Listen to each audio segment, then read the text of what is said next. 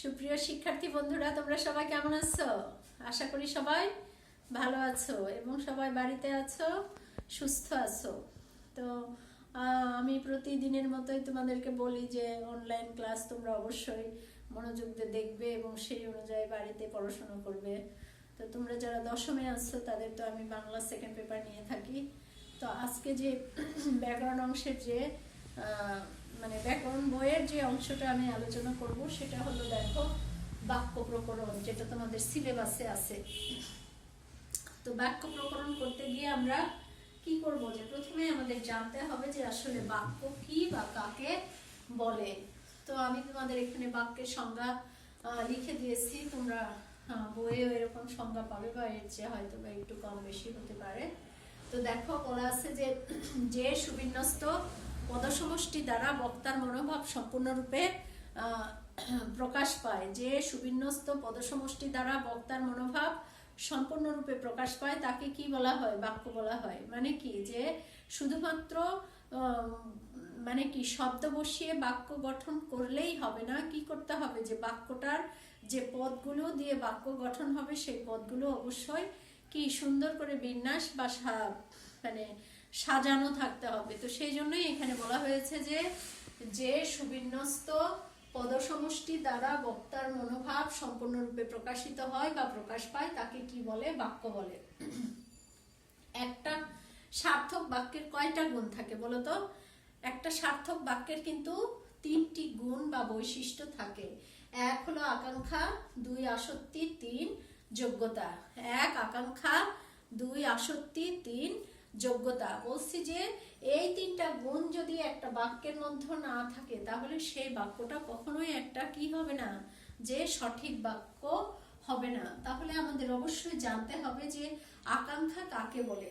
তাহলে আকাঙ্ক্ষা হলো এই জিনিস, যে বাক্যের অর্থ পরিষ্কারভাবে বোঝার জন্য, বাক্যের অর্থ পরিষ্কারভাবে বোঝার জন্য এক পদের পর আরেক পদ শোনার যে ইচ্ছা বা আগ্রহ, বাক্যের অর্থ পরিষ্কারভাবে বোঝার জন্য বাক্যের একটা পদের পরে আরেকটা পদ শোনার যে ইচ্ছা বা আকাঙ্ক্ষা, সেটাকে কি বলা হয়? আকাঙ্ক্ষা বলা হয়ে থাকে।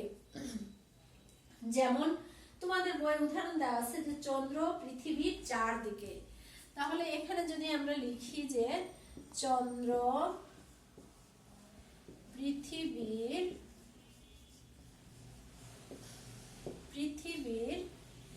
চারদিকে, তাহলে চন্দ্র পৃথিবীর চারদিকে বলার পরে কি করেছি? থেমে গিয়েছি। তার মানে কি, যে এই বাক্যটাতে আসলে বক্তা যা বলতে চেয়েছিল, কি করেছে, যে এই কয়টা পদ শোনার পরে আবার কি হয়েছে, এখানে একটা আকাঙ্ক্ষা বা আগ্রহ তৈরি হয়েছে যে চন্দ্র পৃথিবীর চারদিকে কি করে? ঘোরে, তাই না? তো এখানে বাক্যটা একদিকে যেরকম অসমাপ্ত রয়েছে এবং অন্যদিকে কি আকাঙ্ক্ষা গুণের অভাব রয়েছে, যে কি মনোভাব এখানে সম্পূর্ণরূপে প্রকাশিত হয়নি, অথবা আরেকটা পদ শোনার ইচ্ছা বা আগ্রহ তৈরি হয়েছে। এই ধরনের বিষয়টাকে কি বলা হয়? আকাঙ্ক্ষা বলা হয়ে থাকে। তারপরে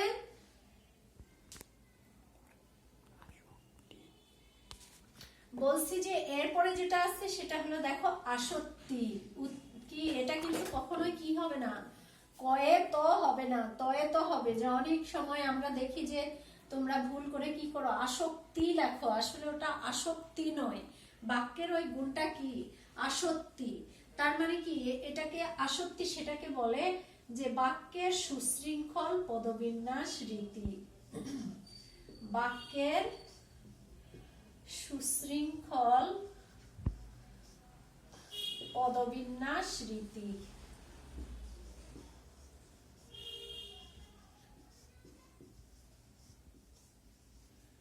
বাক্যের সুশৃঙ্খল পদবিন্যাস রীতিকে কি বলা হয়?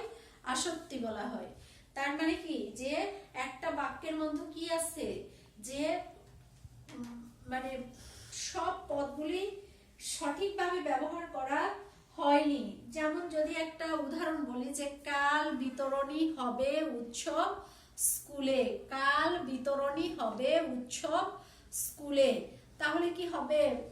তাহলে কি, যে কাল স্কুলে কি আমি মানে পুরোটা বলতে পারলাম না, যে কাল বিতরণী হবে উৎসব স্কুলে পুরস্কার। তাহলে এরকম করে যদি আমরা এলোমেলো করে যদি বাক্যের পদগুলি যদি লিখি, তাহলে সেই বাক্যটাতে কোন গুণের অভাব থাকবে? আসক্তি গুণের। তার মানে কি, কাল স্কুলে পুরস্কার বিতরণী কি উৎসব হবে বা অনুষ্ঠান হবে। এরকম করে কি করতে হবে? সুন্দর করে সুশৃঙ্খল ভাবে পদগুলো বসিয়ে কি করতে হবে? বাক্যটা গঠন করতে হবে। যদি ওরকম করে আমরা গঠন না করি, তাহলে বাক্যটাতে কোন গুণের অভাব হবে? আসক্তি গুণের অভাব হবে। এরপরে দেখো 3 নম্বরে বলা আছে যোগ্যতা। যোগ্যতা মানে কি? যে বাক্যের ভাবগত এবং অর্থগত মিলবন্ধন থাকতে হবে। বাক্যের ভাবগত এবং অর্থগত মিলবন্ধনকে কি বলা হয়? যোগ্যতা বলা হয়। বাক্যের অর্থগত এবং ভাবগত যদি মিলবন্ধন না থাকে, তাহলে সেই বাক্যটাতে কিসের অভাব হবে? যোগ্যতা গুণের অভাব হবে। ধরে নাও একটা উদাহরণ হিসেবে যদি বলা হয় যে কি বনে মাছ থাকে, কিংবা এটা হলো 1 নম্বর উদাহরণ বললাম। যদি 2 নম্বর, যে বড়শি দিয়ে নারকেল পারি। আচ্ছা, তাহলে আমরা দেখো এখানে যোগ্যতার দুটো উদাহরণ লিখেছি। যে বনে মাছ থাকে, এই কথাটা শুনলে সবাই কি বলবে? হাস্যকর একটা কথা, যে বনে আসলে মাছ থাকে এরকম না। বনে যে কোনো পশু থাকে, অথবা বাঘ থাকে, অথবা সিংহ থাকে, এরকম যদি বলা হইতো, তাহলে কি হতো? বাক্যটার যোগ্যতা সম্পূর্ণ হইতো। তার মানে কি, যে এখানে যে অর্থটা প্রকাশ করছে বা যে ভাবটা বোঝানো হচ্ছে, আসলে এটার দুটোর সাথে কোনোটারই মিল নেই। বড়শি দিয়ে সবসময় কি করা হয়? মাছ ধরা হয়। কখনো বড়শি দিয়ে কি করা যাবে না? নারকেল পাড়া যাবে না। তাহলে এই ধরনের উদ্ভট যে বাক্যগুলি এখানে ব্যবহার করা হয়েছে, আসলে দুটো বাক্যতেই কি আছে? যোগ্যতা গুণের অভাব রয়েছে। সেই জন্য বলা হয়েছে যে বাক্যের অর্থগত এবং ভাবগত মিল বন্ধন যদি না থাকে, তাহলে সেই বাক্যটাতে কোন গুণের অভাব হবে? যোগ্যতা গুণের অভাব হবে। তাহলে সেটা একটা কখনোই সার্থক বাক্য হবে না। তাহলে আমরা কি দেখলাম? যে একটা সার্থক বাক্যের 3টা গুণ বা বৈশিষ্ট্য থাকে। একটা হলো আকাঙ্ক্ষা, মানে কি এক পদ শোনার পরে আরেক পদ শোনার যে ইচ্ছা বা আগ্রহ থাকে, সেটাকে বলা হয় আকাঙ্ক্ষা। বাক্যের সুশৃঙ্খল পদবিন্যাস রীতিকে কি বলা হয়? আসক্তি। এবং বাক্যের ভাবগত এবং অর্থগত মিলবন্ধনের নাম কি? যোগ্যতা। যদি এগুলি না থাকে, তাহলে এই 3টা কি গুণের যদি অভাব থাকে, তাহলে সেটা কখনোই সার্থক বাক্য হবে না। এরপরে দেখো যোগ্যতার সাথে আরো কিছু বিষয় আমরা পাবো।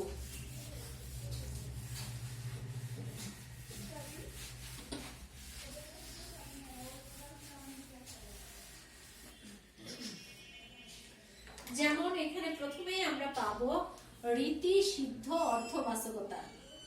রীতি সিদ্ধ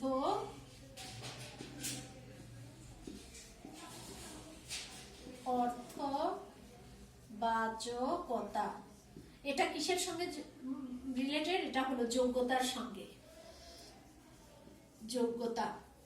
তাহলে দেখো রীতি সিদ্ধ অর্থবাচকতা, আমরা সবসময় দেখেছি যে প্রত্যেকটা শব্দই কি হয়? প্রকৃতি এবং প্রত্যয়গত দিক থেকে, অর্থের দিক থেকে ব্যবহার হয়।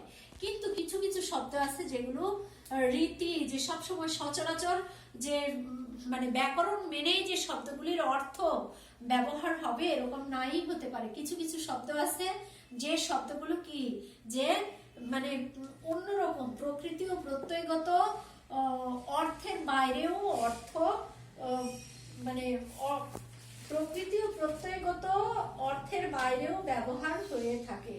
যেমন দেখো একটা শব্দ হলো বাধিত। বাধিত, তাহলে এটা যদি আমরা কি করি? প্রকৃতি ও প্রত্যয়গত দিক থেকে যদি এটাকে আমরা ভাঙি, তাহলে কি হবে? বাধ যোগ ইত। এই বাধিত শব্দের অর্থ হলো বাধা প্রাপ্ত। বাধা প্রাপ্ত। কিন্তু এটা রীতি সিদ্ধ অর্থ কি? বাধিত মানে অনুগৃহীত। আমরা কি করি? যে যখন কোনো অ্যাপ্লিকেশন লিখি, অ্যাপ্লিকেশন লিখতে গিয়ে আমরা বলি যে আমাকে 3 দিনের ছুটি দিয়ে কি করবেন, বাধিত করবেন। তাহলে সেই বাধিত শব্দের অর্থ কিন্তু বাধাপ্রাপ্ত নয়। যদি বাধাপ্রাপ্ত অর্থে ব্যবহার করা হয় তাহলে সেই শব্দটাতে কোন গুণের অভাব থাকবে, এই যোগ্যতা গুণের অভাব থাকবে। তো সেই জন্য বলা আছে যে কিছু কিছু শব্দ আছে যে শব্দগুলো সবসময় প্রকৃতি বা প্রত্যয়গত অর্থে কি ব্যবহার হবে না, তার বাইরে রীতি বা সবসময় ব্যবহৃত হয় এরকম অর্থে ব্যবহার হয়ে থাকে। তাহলে এই বাধিত শব্দটাকে অবশ্যই আমরা কি অনুগৃহীত অর্থে ব্যবহার করব, তাহলে আমার কি হবে, যোগ্যতাটা ঠিক থাকবে। যখন বাধাপ্রাপ্ত অর্থে ব্যবহার করতে যাব তখন যোগ্যতা গুণের অভাব থাকবে। এরপরে আছে যেটা হলো সেটা হলো দুর্বোধ্যতা। দুর্বোধ্যতা, দুর্বোধ্যতা মানে কি, যেটা অত্যন্ত কঠিন, যে শব্দটা প্রচলিত নয়, অপ্রচলিত একটা শব্দ। যেমন তোমাদের বইয়ে উদাহরণ দেওয়া আছে যে তুমি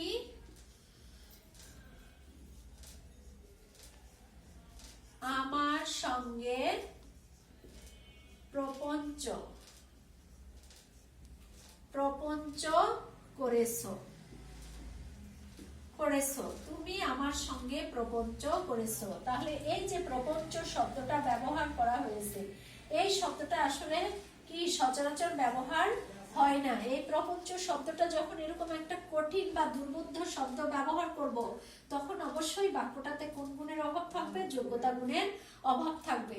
যদি এখানে আমরা মায়া বা ছল বা চাতুরী এরকম যদি লিখতাম তাহলে কিন্তু আমরা সবাই কি বুঝতে পারতাম যে তুমি আমার সঙ্গে ছলনা করেছো, বা তুমি আমার সঙ্গে চাতুরী করেছো, বা তুমি আমার সঙ্গে ছল করেছো এরকম, তো কিংবা তুমি আমাকে মায়া করেছো। তো এখানে এই প্রপঞ্চ শব্দটা কি অপ্রচলিত, অব্যবহৃত একটা কঠিন বা একটা দুর্বোধ্য শব্দ।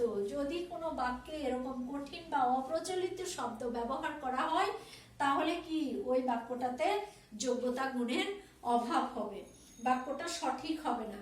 আবার এর পরে যেটা দেওয়া আছে সেটা দেখো, উপমার ভুল প্রয়োগ। উপমার ভুল প্রয়োগ, ভুল প্রয়োগ। ধরে নাও যে যদি এরকম বলি যে লাল মোরগের পাখার মতো উড়ে তোমার শাড়ি, তাহলে দেখো এখানে যে কি করেছি, আমি যে উপমাটা দিয়েছি এই উপমাটা কিন্তু সঠিক। যে কি হয় যে মোরগ যেরকম পাখা উড়ায় বা পাখা ঝাপটায়, তাহলে সেই শাড়ির আঁচলটাকে ওরকম করে তুলনা করা হয়েছে। কিন্তু আমরা যদি এখানে বলি যে আমার হৃদয় মন্দিরে আসার বীজ উক্ত হলো, আমার হৃদয় মন্দিরে আসার বীজ উক্ত হলো। দেখো আমি উদাহরণটা তোমাদেরকে লিখে দেখাই।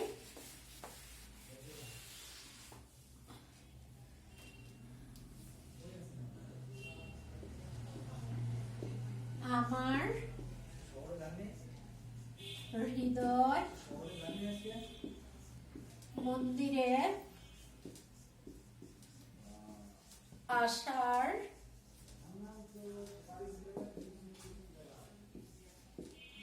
বীজ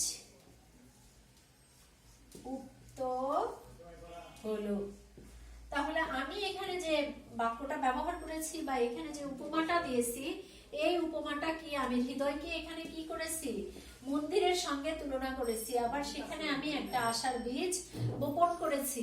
তাহলে কখনোই হবে না হৃদয়কে আমি মন্দির, কি মন্দির এটা হলো একটা উপাসনালয়, তাহলে এখানে তো আমি আশার বীজ কোনোভাবেই বপন করতে পারবো না। তাহলে আমি যে উপমাটা ব্যবহার করেছি এটা ভুল উপমা ব্যবহার করেছি। এই মন্দিরটাকে যদি আমি কি করতাম, একটা ক্ষেতের সঙ্গে বা একটা জমির সঙ্গে তুলনা করতাম, তাহলে কি হতো যে আমার উপমাটা সঠিক ছিল। তাহলে এরকম যদি আমরা উপমার ভুল প্রয়োগ ঘটাই কোনো বাক্যের মধ্যে, তাহলে সেই বাক্যটাতে কোন গুণের অভাব হবে, যোগ্যতা গুণের অভাব হবে। তোমরা কি আমার কথা বুঝতে পারছো? যে উদাহরণগুলো আমি দিচ্ছি দেখো, যে এখানে আমরা কি করেছি, যে হৃদয়কে মন্দিরের সঙ্গে তুলনা করার কারণে এই উপমাটা আমার ভুল হয়েছে, এবং এই উপমার কারণে আমার বাক্যটা যোগ্যতা গুণ হারিয়ে ফেলেছে। এরপরে বলা আছে দেখো, বাহুল্য দোষ। এরপরে যেটা আমরা পাবো সেটা হলো বাহুল্য দোষ। বাহুল্য দোষের ক্ষেত্রে আমরা দেখব যে একই বাক্যে আমরা দুবার কি করতে পারবো না, বহুবচন বোধক শব্দ ব্যবহার করতে পারবো না। যে বলা আছে যে দেশের সকল আলেমগণ সভায় উপস্থিত হয়েছেন, তাহলে আমি একবার সকল শব্দ ব্যবহার করেছি, আবার একবার আলেমগণ শব্দ ব্যবহার করেছি। তাহলে এই গণ মানে কি, গণ মানেও কি বহুবচন এবং সকল মানেও বহুবচন, সকল মানেও সবাই, গণ মানেও সবাই। তাহলে আমি যদি একই বাক্যে কি করি যে দেশের সকল আলেমগণ সভায় উপস্থিত হয়েছেন, তাহলে একটা বাক্যে আমি দুবার কি করেছি, বহুবচন বোধক শব্দ ব্যবহার করেছি। তো এটাকে কি বলা হয়, বাহুল্য দোষ বলা হয়। যদি কোনো বাক্যের মধ্যে এরকম বাহুল্য দোষ থাকে, তাহলেও সেই বাক্যটা কি হবে, যোগ্যতার গুণ হারিয়ে ফেলবে।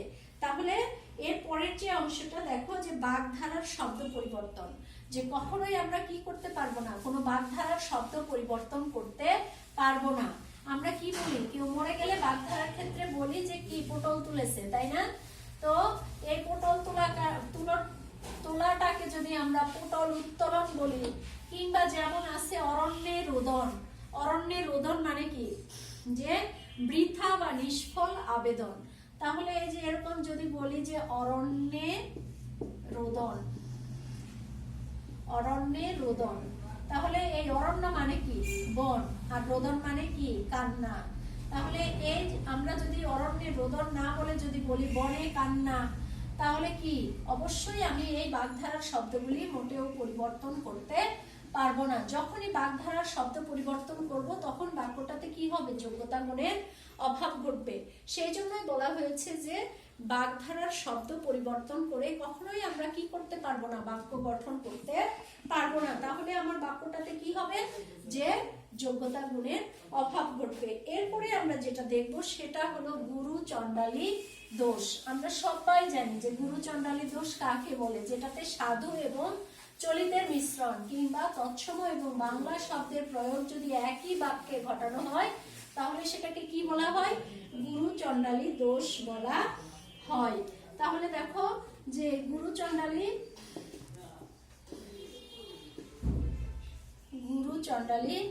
দোষ যদি একই বাক্যে কি করা হয়, সাধু এবং চলিতের মিশ্রণ ঘটানো হয়, অথবা দেশি বা বাংলা শব্দ যেটাকে বলা হয় তার সাথে যদি তৎসম শব্দের প্রয়োগ ঘটানো হয়, তাহলে কি হবে, যে ওটাকে গুরু চণ্ডালী দোষ বলা হয়। আর যখনই একটা বাক্যের মধ্যে কি থাকবে, গুরু চণ্ডালী দোষ থাকবে, তখন বাক্যটা কোন গুণের অভাব ঘটবে, যোগ্যতা গুণের অভাব ঘটবে। যেমন গরুর গাড়ি,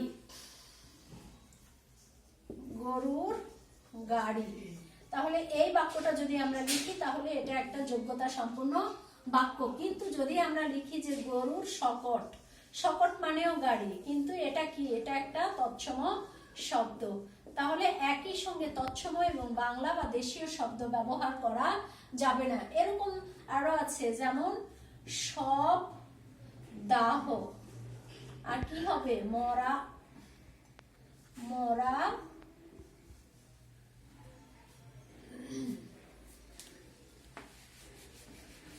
সব দাহ এবং মরা পোড়া, মরা পোড়া।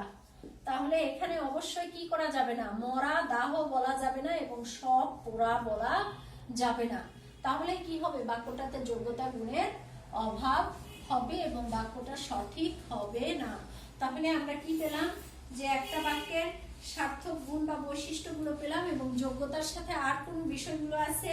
প্রথমে আমি বলেছি রীতি সিদ্ধ অর্থবাচকতা, তারপরে বলেছি দুর্বোধ্যতা, তারপরে উপমার গুণ প্রয়োগ, বাহুল্য দোষ, বাগধারার শব্দ পরিবর্তন এবং গুরু চণ্ডালী দোষ। এই ধরনের বিষয়গুলো যদি থাকে, তাহলে অবশ্যই কি করতে হবে, যে বাক্যটাতে যোগ্যতার হানি ঘটবে যদি আমরা সঠিকভাবে প্রয়োগ না করি। আর তোমরা সবাই জানো যে একটা বাক্যের কয়টা অংশ থাকে, দুটো অংশ থাকে, তাই না? একটা, এটা কিন্তু আমরা কি পেলাম, প্রথম অংশটা গুণ পেলাম, গুণ বা বৈশিষ্ট্য পেলাম। এরপরে আমি যে অংশটা বলছি সেটা হলো বাক্যের কি অংশ। একটা বাক্যের কয়টা অংশ থাকে, দুটো অংশ থাকে। এক কি, উদ্দেশ্য, তাই না? এক হলো উদ্দেশ্য, আর দুই হলো কি, বিধেয়। বিধেয়। তাহলে এটা কি সাবজেক্ট বলে আর এটাকে প্রেডিকেট বলে। তাহলে একটা বাক্যের কয়টা অংশ থাকে? দুটো অংশ, একটা উদ্দেশ্য আর একটা হলো বিধেয়। তাহলে বাক্যে যার সম্পর্কে কিছু বলা হয়, বাক্যে যার সম্পর্কে কিছু বলা হয়, বাক্যে যার সম্পর্কে কিছু বলা হয় তাকে কি বলা হয়? উদ্দেশ্য বলা হয়। আর যেমন একটা উদাহরণ দিয়ে বোঝায় যে শিমু ফুল তুলছে, তুলছে। তাহলে বাক্যে আমরা কার সম্পর্কে বলেছি? শিমু সম্পর্কে বলেছি। এটা কি? এটা হলো উদ্দেশ্য। আর আমি বিধেয়তে এসে বলবো যে বাক্যে উদ্দেশ্য সম্পর্কে যা কিছু বলা হয় সেটাই হলো বিধেয়। বাক্যে উদ্দেশ্য সম্পর্কে যা কিছু বলা হয় সেটাই হলো বিধেয়। তাহলে এই বাক্যটা কি বলা হচ্ছে? উদ্দেশ্য সম্পর্কে শিমু কি করছে? ফুল তুলছে। তাহলে এটা কি? এটা হলো বিধেয়।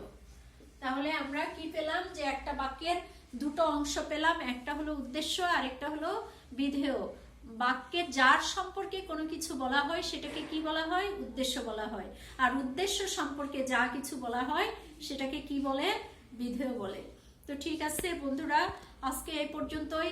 তোমরা সবাই এই অংশটা বাসায় মনোযোগ দিয়ে দেখবে, বই খুলবে এবং এগুলো আয়ত্ত করার চেষ্টা করবে। বহু নির্বাচনের জন্য কিন্তু খুবই গুরুত্বপূর্ণ প্রত্যেকটা অধ্যায়। আর বাংলা সেকেন্ড পেপার তো একটু কি জটিল, যে এটা আমাদেরকে বুঝে বুঝে পড়তে হয়। তো সেই জন্য তোমরা সবাই এটা মনোযোগ দিয়ে দেখবে এবং সবাই আয়ত্ত করার চেষ্টা করবে। তো ঠিক আছে, আগামী ক্লাসে আবার দেখা হবে। ততক্ষণ সবাই কি করবে? সুস্থ থাকবে, বাড়িতেই থাকবে এবং সবাই কি সামাজিক দূরত্ব মেনে চলবে। আল্লাহ হাফিজ।